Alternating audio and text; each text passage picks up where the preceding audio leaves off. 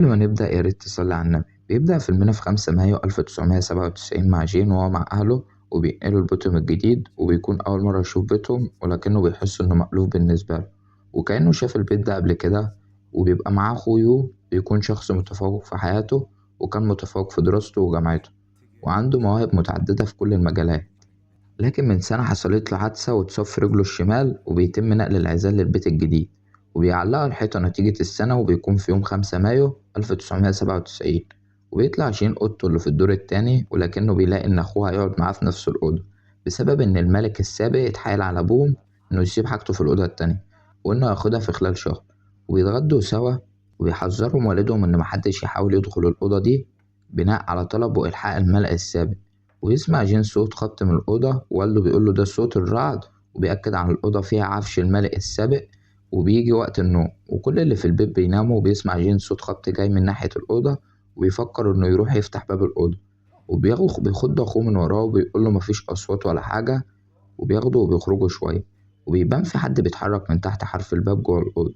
ويتمشوا سوا تحت المطرة لحد ما والدهم بيتصل بيهم وبيسألهم على ملف وعايزه ضروري، وبيقوله إنه هيرجع البيت يجيبهوله. ولكن يو بيتعرض للخطف وما بيلحقش شين إنه ينقذه، لكن بيحفظ أرقام العربية اللي خطفت أخوه، وبيجري على أهله وبيقولهم اللي حصل، وبيغمى عليه من التعب. ويتم التحقيق في قضية خطف أخوه، ويقولوا المحققين إن مفيش عربية سودا بالأرقام دي، وإنهم هيراقبوا تليفوناتهم مدة يمكن اللي خطفوه يكلموه. وبعد مرور 19 يوم على خطف يو، بيرجع البيت وهو مش فاكر أي حاجة حصلت، وإنه عنده فقدان ذاكرة بسبب اللي اتعرض له. وبترجع حياتهم طبيعية تاني، وكمان بياخد باله إن أخوه بيعرج برجله اليمين مع إن الإصابة في رجله الشمال.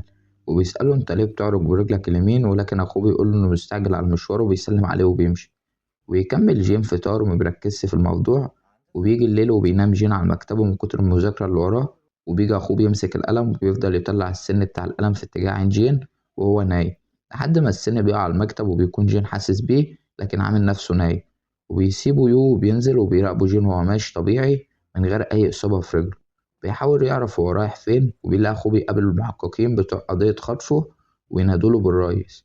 ويفضل ماشي وراه لحد ما بيختفي فجأة، وبيلاقي المحققين وراه وبيحاولوا يمسكوه، لكنه بيقدر يستخبى منهم. وبيجي أخوه من وراه يخدره ويغمى عليه، وبيصحى جيم على مكتبه في أوضته ولا كأن حاجة حصلت. وبيلاقي أخوه صاحي وراه وبيخاف منه وبيستخبى في الحمام، وبيقوله إنه عارف هو راح فين بالليل وإنه كان مراقبه. ويحاول يو يقنعه إنه مخرجش بالليل وإنه طول الليل كان نايم. فبيطلع جيم من الحمام ماسك حديدة لأنه خايف من أخوه اللي بيقوله إن كل اللي هو فيه ده بسبب إن هو نسي ياخد الدوا بتاعه. وبيسلم على أخوه وبينزل وبيكمل جين المذاكرة، لكنه بيلاقي سن القلم واقع على المكتب، فبيتأكد إنه مكانش بيحلم وإن اللي كان شافه كله حقيقي.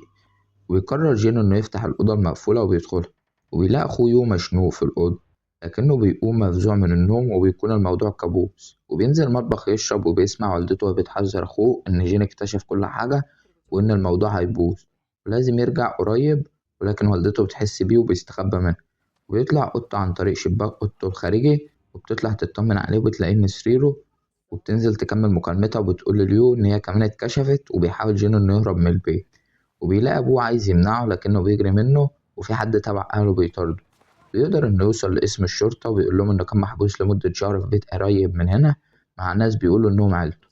بيعملوا له تحقيق شخصية لجين وبيجيبوا ملفه، وبتكون الصدمة لما بيقولوا إنه مواليد 1977، فمعنى كده إن سنه 41 سنة.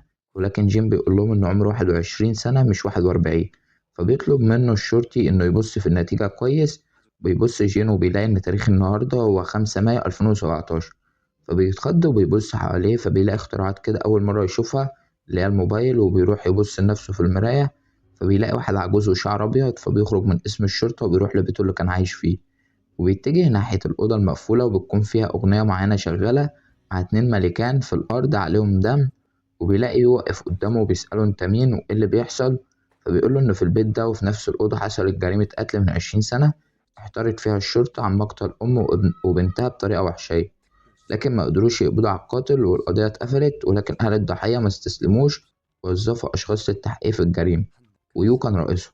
وأخيرا قدروا يتوصلوا للقاتل اللي هو جي، ويقولوا إننا حبسناك في مكان وعذبناك عشان تعترف، لكنك دايما كنت بتقول إنك مش فاكر اللي حصل وبتنكر الجريمة.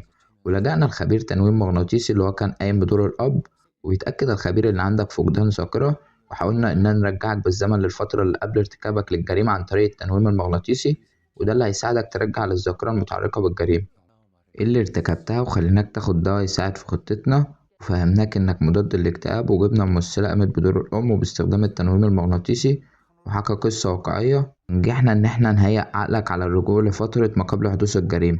بيصحى جين في عربية مع اللي هو فاكرهم أهله، وبيتم نقلهم لبيته الجديد، وبيبدأ الفيلم من أوله، وإنه لما حس إنه شاف البيت ده قبل كده، ده لأنه فعلا شافه ودخل وارتكب جريمته فيه.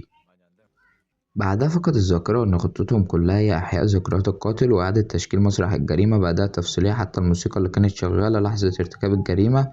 ولكن من سوء الحظ إن في لحظة تنفيذ الخطة اتقبض على يوم من الشرطي، وباظت الخطة لأن الجريمة حصلت في يوم ممطر، ومكانش في مطر هتحصل تاني قريب.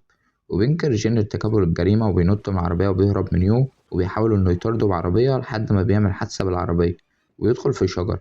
بيحاول جين إنه يكمل هروب، لكن العربية بتخبطه وبيقع على راسه وبيتنقل المستشفى. وبنرجع بالزمن ل5 مايو 1997 لما كان جين هيتنقل لبيت جديد هو وأهله، وبيعملوا حادثة على الطريق فبيموت أبوه وأمه الحقيقيين، وبيدخل أخوه في غيبوبة، وبيحتاج فلوس كتير لإجراء عمليات ضرورية، لكنه بيشتغل كل حاجة لمدة 6 شهور مبيقدرش يجمع المبلغ، وبيحاول إنه يستلف الفلوس من أي حد وبيفشل، لحد ما بيجيله رسالة على الكمبيوتر إن في شخص مجهول هيديله اللي هو عايزه بشرط قتل أم من غير ما يلمس أولادها.